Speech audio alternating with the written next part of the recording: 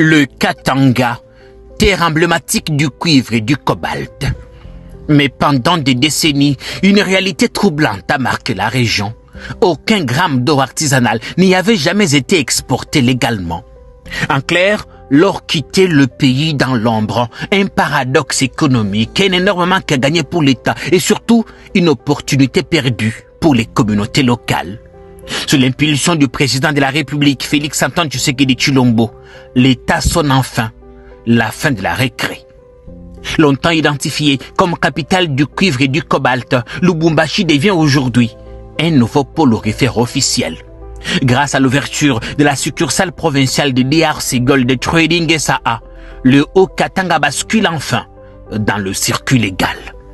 En seulement quelques jours, un premier lot, soit plus de 20 kilos d'or, sont collectés, tracés et exportés officiellement. Le verdict est sans appel, le Haut-Katanga rejoint le cercle des provinces aurifères reconnues.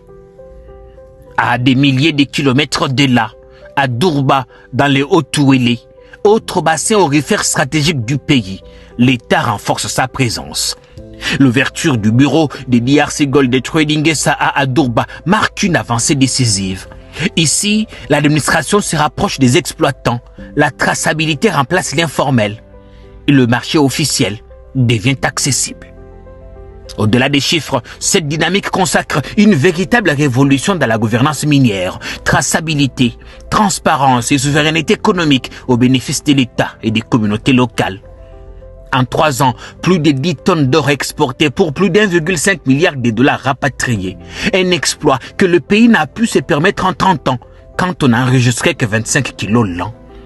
Et pour 2026, l'ambition est claire, 15 tonnes d'or à l'export, générant plus de 2,6 milliards de dollars pour l'économie nationale. À la manœuvre, Maître Joseph Kazibaziba Maombi, directeur général de DRC Gold Trading SA, exigeant et rigoureux, déterminé à imposer les règles de transparence. Avec l'ouverture prochaine des nouvelles succursales à Mbujima et Kinshasa, DRC Gold Trading SA vise une montée en puissance conditionnée à la sécurité et à l'accompagnement du système bancaire. Partenaire crédible, DRC Gold Trading SA, avec désormais une dizaine de succursales à travers le pays, inspire confiance et rassure les coopératives, négociants et exploitants dans la filière aurifère artisanale.